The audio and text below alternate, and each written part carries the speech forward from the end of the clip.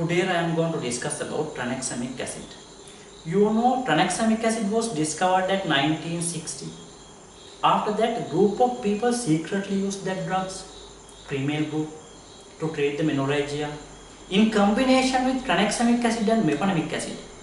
What they found is, when we treated with tranexamic acid and meponamic acid, it going to reduce the bleeding and pain due to menorrhagia.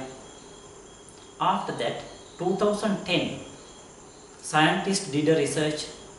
They select two groups of patients with severe trauma and significant hemorrhage. For this group, they are going to treat with tranexamic acid in the early part of hemorrhage. For this group, they are not going to give tranexamic acid.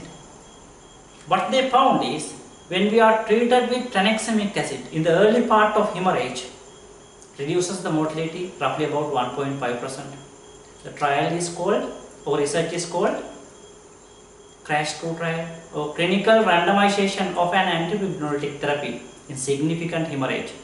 Two trial shows, when we are treating with tranexamic acid, the early part of significant hemorrhage following trauma going to reduce the mortality roughly about 1.5%. So 1.5% of mortality benefit was there when considering the CRASH-2 trial. 1.5% of mortality benefit is there. In 2017 also they did a research. What they did is, they select two groups of patients following postpartum hemorrhage. For this group, they are going to treat with tranexamic acid in the early part of postpartum hemorrhage. For this group, they are not going to treat with tranexamic acid. What they found is, when we treated with tranexamic acid, it reduces the mortality roughly about 33%. Such a significant improvement with tranexamic acid. The trial is called WOMAN trial. World Maternal Antifibrinolytic Therapy trial shows, when we are treating with tranexamic acid, we can reduce the mortality roughly about 33% in patient with postpartum hemorrhage.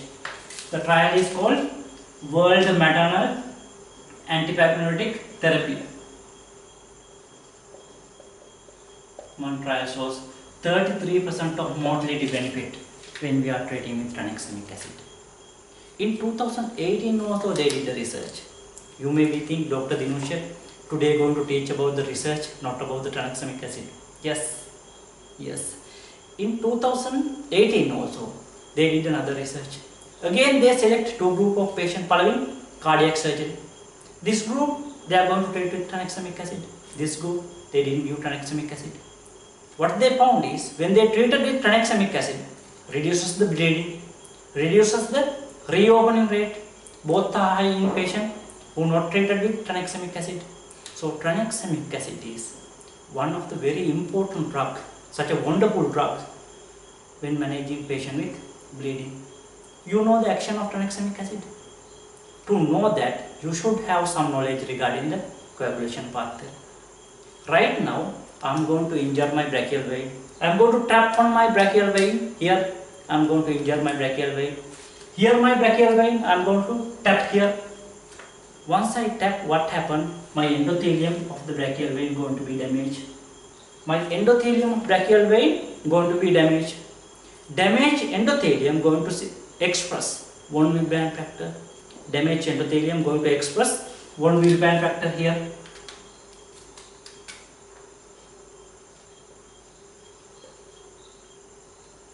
Your platelet, circulatory platelet, love to bind with 1 Wilbur factor. Circulatory platelet love to bind with 1 Wilbur factor. Because of that, platelet come and adhere into your 1 Wilbur factor. We are going to call it as platelet adhesion happen. Why it happen? To prevent the bleeding from the damaged endothelium. So platelet adhesion happen. After that, adhere platelet going to be activated. This adhere platelet going to be activated and going to secrete large amount of substance, which can further attach platelet into their surface, which can further attach platelet into their space. We are going to call it as platelet aggregation. Platelet adhesion and aggregation happen right now. Meanwhile, your coagulation pathway also initiated. initiation of coagulation pathway, amplification of coagulation pathway and propagation of coagulation pathway happen because of the thrombin burst. So initiation, amplification and propagation of coagulation pathway happen. Following that, your platelet and fibrin mesh produced at the damaged area. Platelet and fibrin mesh going to produce in the damaged area. So it will help to prevent the bleeding from my damaged brachial vein. Prevent my bleeding from my damaged brachial vein. Meanwhile, here inflammatory reaction also going to be induced. Why? I tap here, because of that injured happen. Once they are injured, inflammatory reaction also going to happen. To induce the inflammatory reaction, monocyte also come into play. Monocyte also come to that area. Your cytokine also come into that area. Not only that, other one of the substance also come into there. Who going to tell it from here? Complementary pathway. So complementary enzymes, monocyte and cytokine come into area to induce your inflammatory reactions. This one complementary. So right now, in my brachial vein, thrombus formation and try to reduce the bleeding. Because of the tissue injury, inflammatory reaction also going to be started. Monocyte come, cytokine going to produce, and complementary system also going to be activated. My healthy endothelium, meanwhile, think here and here, healthy endothelium. This guy going to produce clot and inflammatory reaction there. If they produce clot unduly, they can block the brachial vein as well. In that case, I am also going to affect. So I should prevent undue clot formation here. I should prevent undue clot formation in this area. They are going to secrete substance called tissue plasminogen activator. They are going to secrete. Your healthy endothelium going to secrete tissue plasminogen activator. Meanwhile, your circulatory plasminogen come from here to here. Your circulatory plasminogen come from here to here. Where you are going to produce plasminogen? In your liver. Your liver continuously going to produce plasminogen. Here your liver going to continuously produce plasminogen. Plasminogen kind of inactive enzyme. Once they react with tissue plasminogen activator, they are going to convert into plasmine. Plasmine is active one. Here your plasminogen. Here your plasminogen in active form. Once tissue plasminogen activator come and stimulate your inactive plasminogen, it convert into plasmine, active plasmine. It convert into active plasmine. Here your active plasmine. Once it active, it go and bind to your fibrin monomer here. Go and bind to your fibrin monomer here. And going to break down fibrin monomer into fibrin breakdown product. This fibrin monomer, this red fibrin monomer, going to break down into small particles. So you are this one called fibrin degradation product. Can you give another name for fibrin degradation product? Yes, please. Yes, very good. D-dimer. D-dimer and fibrin degradation product both are same. Here D-dimer, which was a marker of your photolysis. So what happened is your plasminogen come, tissue plasminogen activator activate your plasminogen to plasmine. Once it activate, it go and bind to your fibrin and going to break down fibrin monomer into fibrin degradation product. Meanwhile, it going to inhibit your platelet adhesion.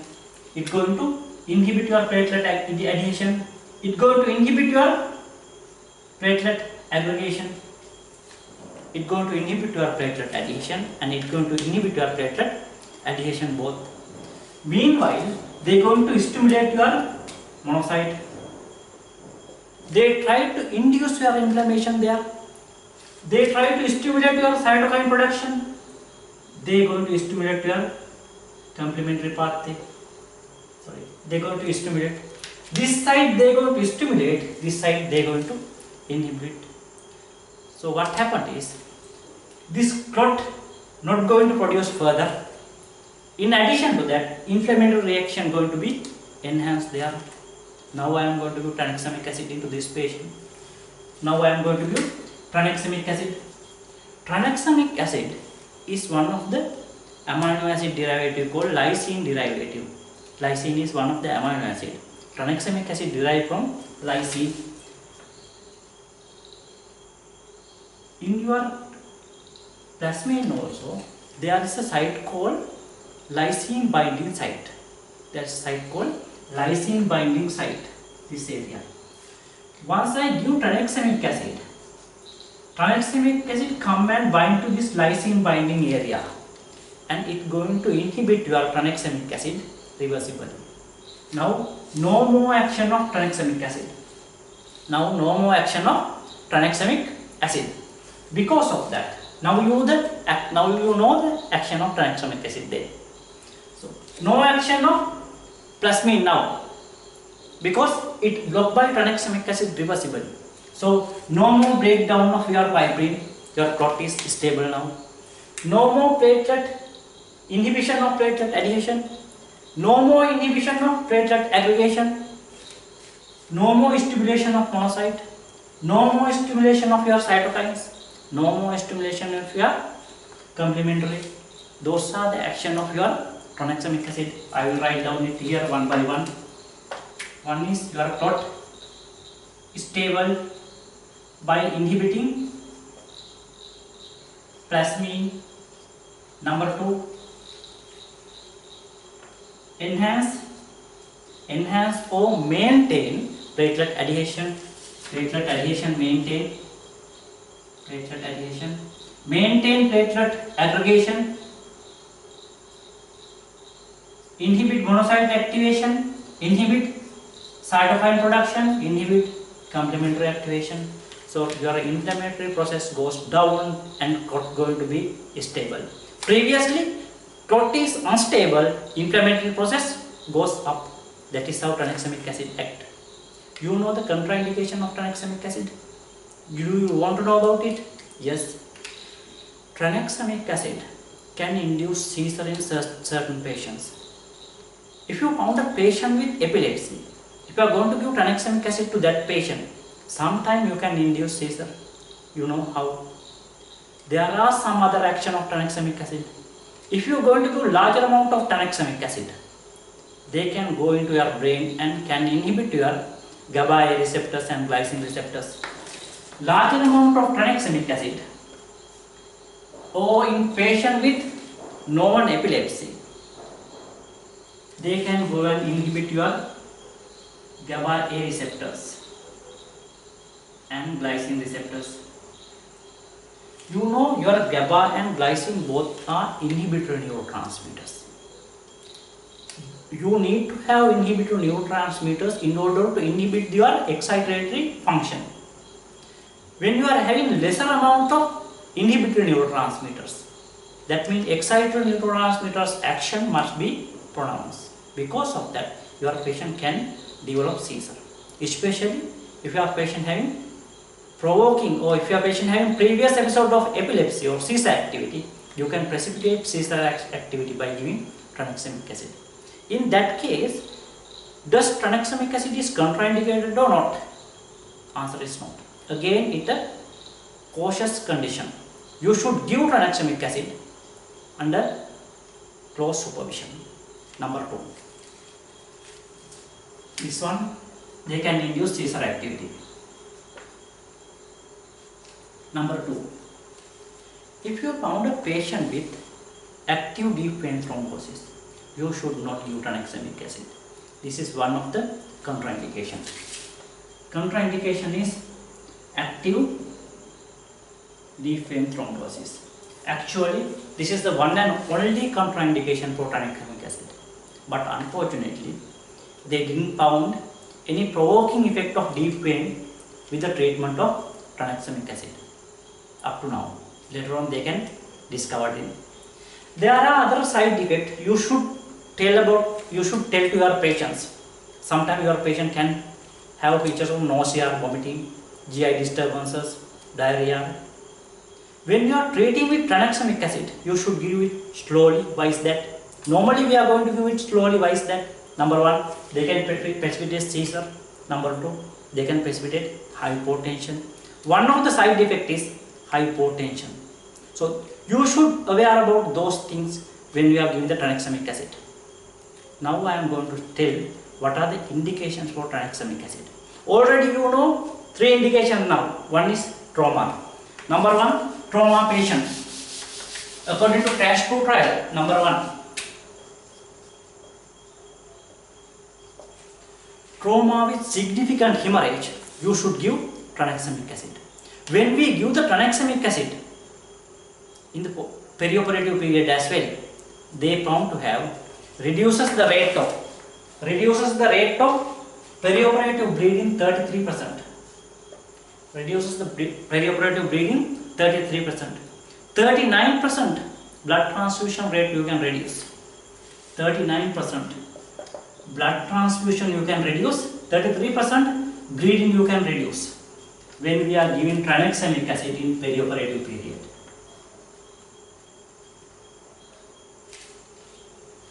Trauma patient, you should give tranexamic acid as much as early as possible. Trauma patient with significant hemorrhage, you should give tranexamic acid as much as early as possible. I will tell why. Within 1 hour, best. You can give up to 3 hours time. After that, they found to have no significant benefit by giving tranexamic acid. Every 15 minute delay, it reduces the efficacy by 10%. If you take 3 hours, how many 15 times for they are for 3 hours? 1 hour for 4 times for 1 hour. So 4 into 3, 12. That means 12 times reduced when we consider in the 3 hours.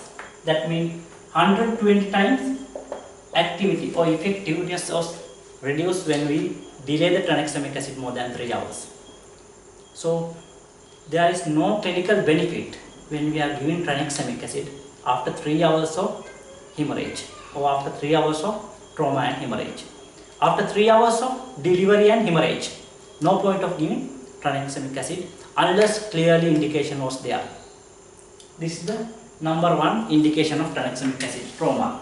Number 2, clinical indications. You already know in patient with postpartum hemorrhage. In patient with postpartum hemorrhage, earliest the best, it reduces the mortality by 33%. Earliest the best, early as possible. Again, you can give up to 3 hours. After that, no clinical benefit.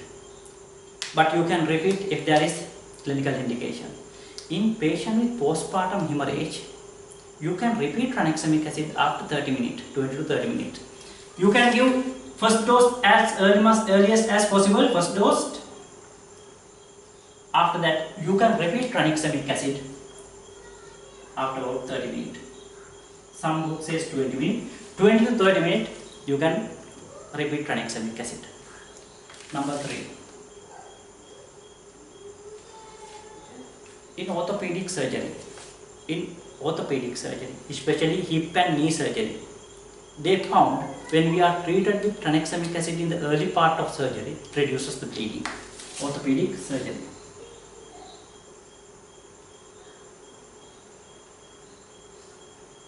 Number 4, spinal surgeries.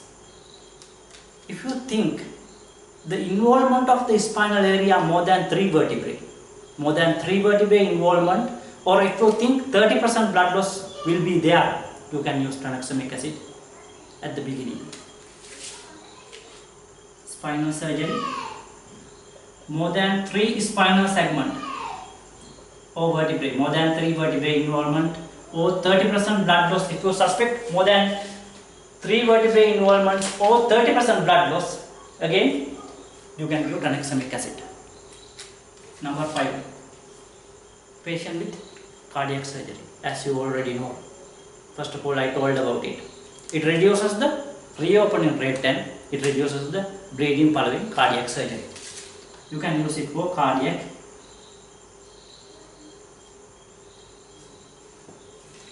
Number 6, spontaneous intracranial hemorrhage. Can you use tranexamic acid for spontaneous intracranial hemorrhage? What they found is, if you are going to use tranexamic acid in the early part of spontaneous intracerebral hemorrhage, it reduces the mortality for 7 days. It reduces the 7-day mortality. Spontaneous ICH, 7-day mortality improved, but unfortunately 90 days mortality does not change whether you are giving tranexamic acid or not. Because of that, we are not going to use tranexamic acid for spontaneous intracerebral hemorrhage. 90-day mortality does not change. Because of that, we are not going to give tranexamic acid in patient with spontaneous hemorrhage. Number 7, you can give tranexamic acid when we are doing the surgery in patient with hemophilia. It will reduce the bleeding. Hemophilia patient.